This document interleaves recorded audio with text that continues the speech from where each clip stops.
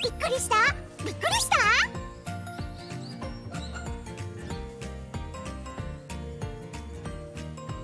迷える子羊さん、こんにちは。マーベラスが見つからないの？だったら私が教えてあげる。マーベラスはね、キラキラでドキドキでワクワク。いつでもそこにあってみんなに気づかれるのを待ってるの。だからね、行こう。いっぱいのマーベラス、トレーナーにも見せてあげるから。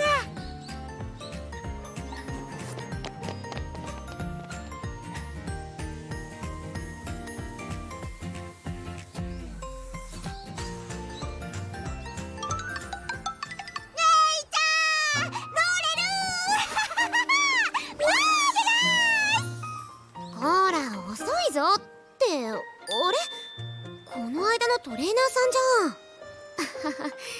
さては捕まっちゃったか。お疲れ様です。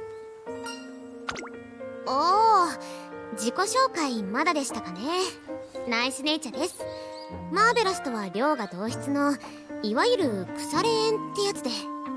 私は桜ローレルです。マベちゃんとは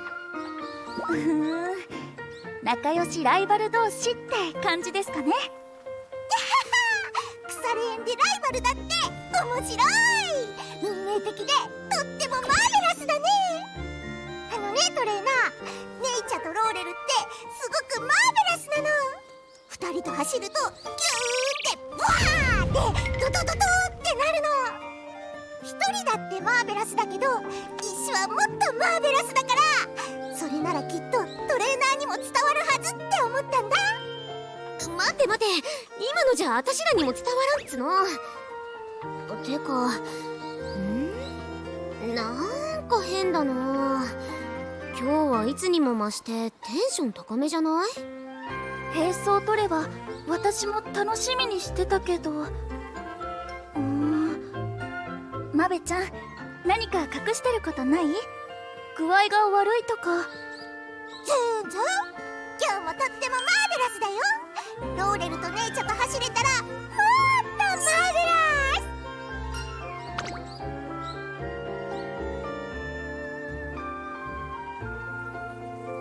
なるほど、そういうことね。ならマベちゃん、今日のトレーニングは中止。保健室行こう。なんで？マーベラスはトレーニング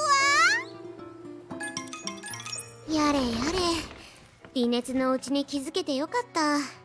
これでトレーニングしてたら絶対悪化しちゃいますもん。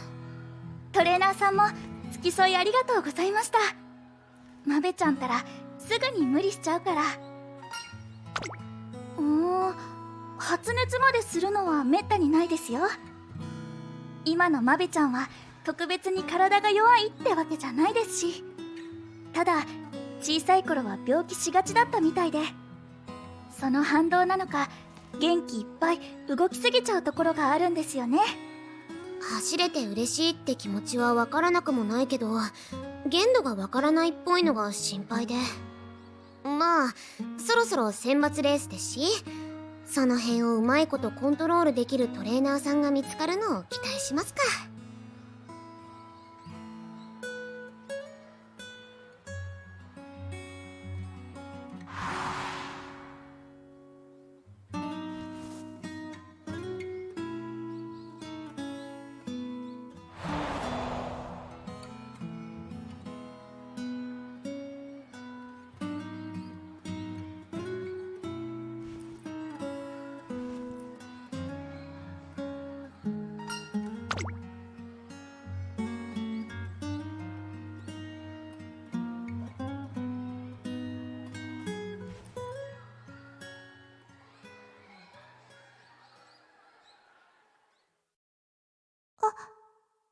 またあの夢だ。寒くて暗い。ママ、頃はまだマーベラスを見つける力が弱かったから。おばあちゃん、